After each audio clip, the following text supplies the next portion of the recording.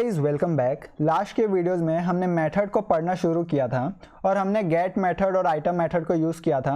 और last video में हमने और एक चीज़ बात किया था कि हम किसी भी डिक्शनरी में कोई भी की वैल्यू पेयर को ऐड कैसे कर सकते हैं। तो आज के इस वीडियो में हम बात करेंगे कि हम कोई भी वैल्यू को डिलीट कैसे कर सकते हैं।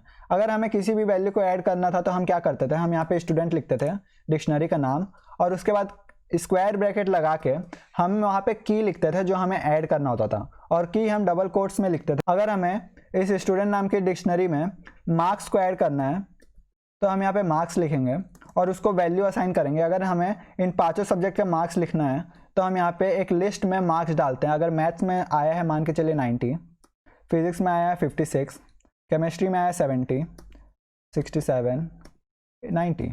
अगर मान के चले हमारे ये मार्क्स हैं तो हमारा यहाँ पे मार्क्स ऐड हो चुका है स्टूडेंट नाम की डिक्शनरी में। और अगर मैं प्रिंट करवाऊँ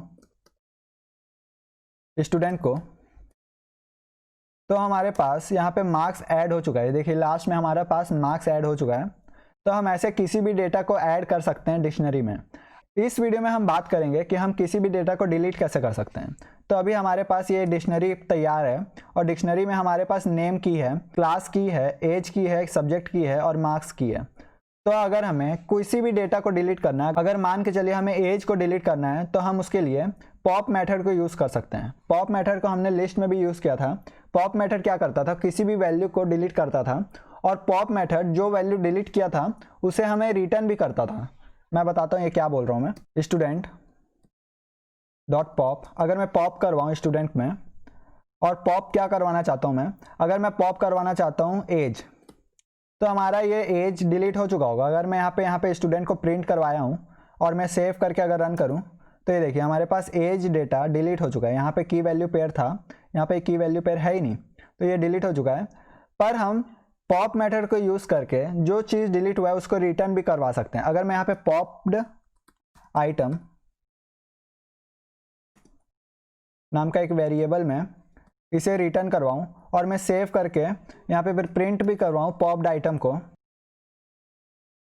तो पॉप्ड आइटम भी यहाँ पे डिस्प्ले हो चुका है। ये देखिए हमारा 20 डिलीट हुआ था। तो ये काम करता है पॉप मेथड। पॉप मेथड में हम किसी चीज़ को डिलीट भी कर सकते हैं और जो चीज़ डिलीट हुआ है उसे हम किसी वेरिएबल में स्टोर भी करवा सकते हैं। तो ये काम करता है हमारा पॉप मेथड। और पॉप मेथड हम लिस्ट में भी यूज़ किए हैं, और लिस्ट में अगर हम कोई भी वैल्यू पास नहीं करते थे तो हमारा बाय डिफ़ॉल्ट लास्ट वाला जो वैल्यू होता था उसे हमारा पॉप मेथड डिलीट कर देता था।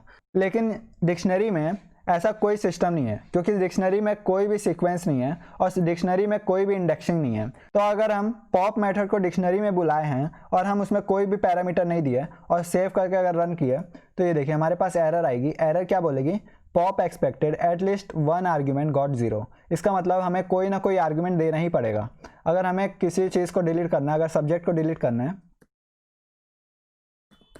तो हम यहाँ सब्जेक्ट लिखेंगे और यहाँ पे हमारा सब्जेक्ट डिलीट हो चुका होगा।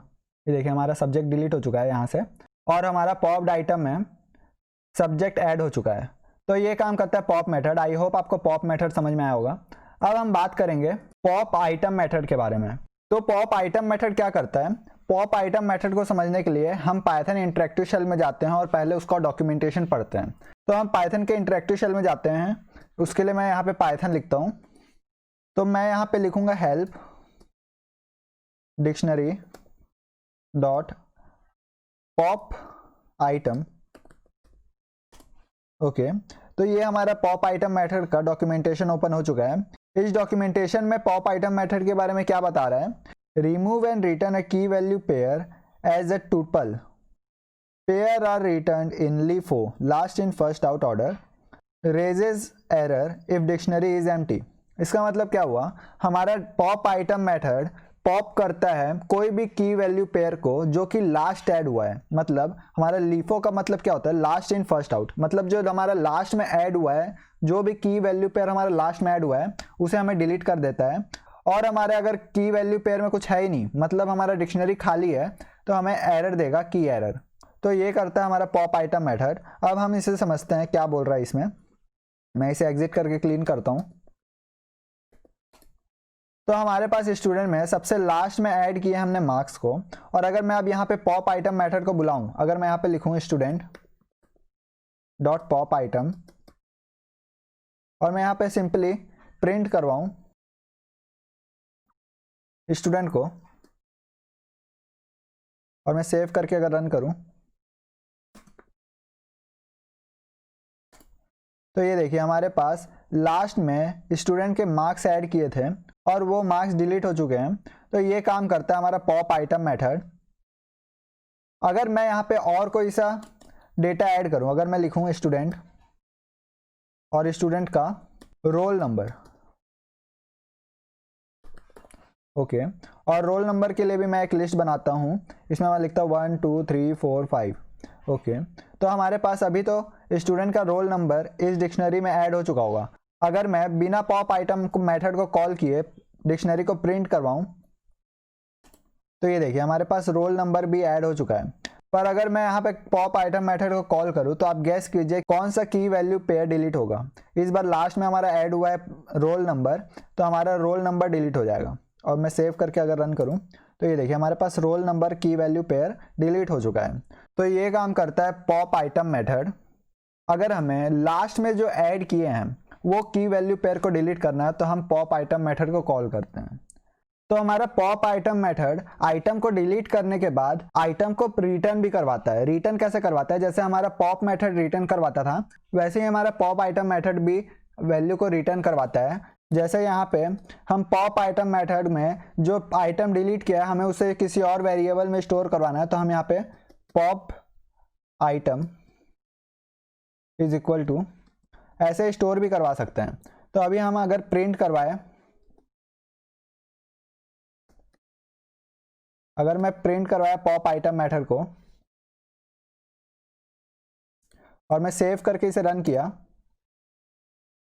तो ये देखिए हमारा पॉप आइटम मेथड में रोल नंबर ऐड हो चुका है। और रोल नंबर ऐड किस में हुआ है? रोल नंबर ऐड टुपल में हुआ है। देखिए हमारे पास यहाँ पे टुपल है। अगर मैं इसका टाइप चेक करूं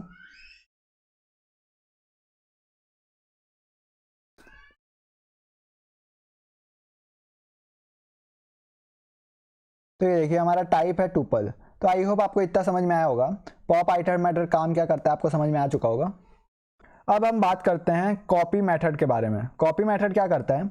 अगर हमें किसी भी डिक्शनरी को कॉपी करना हो, किसी भी डिक्शनरी का डेटा को कॉपी करना हो और किसी और वेरिएबल में भी स्टोर करना हो तो हम कॉपी मेथड को यूज़ करते हैं। अगर मैं यहाँ पे लिखूँ student 1 is equal to student dot copy और मैं अगर इसे प्रिंट करवाऊँ स्टूडेंट 1 को और मैं प्रिंट करवाऊँ स्टूडेंट को, तो हमारे पास सेम टू सेम आंसर आएगा। तो ये देखिए हमारे पास आउटपुट क्या आया है। ये देखिए हमारे पास पहले हमारा कॉपी मेथड वाला कॉल हुआ है और उसके बाद हमारा स्टूडेंट प्रिंट हुआ है। तो ये था हमारा कॉपी मेथड। कई सारे लोग ये सोचते हैं कि अगर मैं ऐसा लिखूँ std1, अगर मैं ऐसा कुछ लिखूँ इज इक्वल टू स्टूडेंट तो हमारा स्टूडेंट कॉपी हो चुका है std1 में। पर ये सही बात नहीं है। अगर हम ऐसा किए तो हमारा दोनों काम एक ही करेगा, पर हम अगर std1 में कोई भी ऑपरेशन किए तो हमारा स्टूडेंट डिक्शनरी में भी वो डायरेक्टली अफेक्टेड होगा। अगर हम यहाँ पे प्रिंट करवाएं std1 और हम यहाँ पे प्रिंट करवाएं स्टूडेंट और मैं सेव करके इसे रन किया अगर, तो ये देखिए हमारा स्टूडेंट और ये दोनों सेम टू सेम प्रिंट हुआ है। पर मैं अगर यहाँ पे std1 डॉट पॉप अगर मैं पॉप करवाऊं सब्जेक्ट को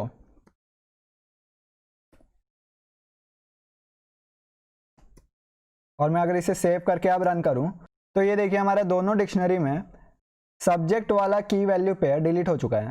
तो ये देखिए हमारे दोनों में अफेक्ट हुआ है। पर अगर मैं यही सेम काम कॉपी मेथड को यूज़ करके करूं, ये वाले में करूं,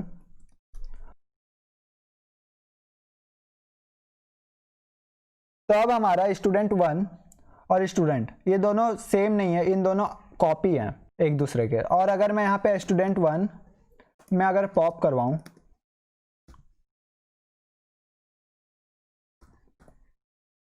और अब मैं इसे प्रिंट करवाऊं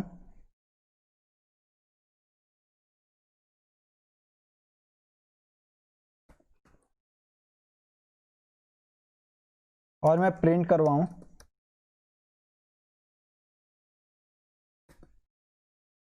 और मैं सेव करके रन करूं तो ये देखिए हमारे पास पहले दूसरे में सेम टू सेम आउटपुट आया है, पर थर्ड वाले में हमें थर्ड आउटपुट में यहाँ पे पॉप करवाया था मार्क्स को, तो हमारे यहाँ पर मार्क्स प्रेजेंट नहीं है, मार्क्स वाली की वैल्यू पेयर प्रेजेंट नहीं है, और हमारा स्टूडेंट डिक्शनरी इससे अफेक्टेड नहीं है।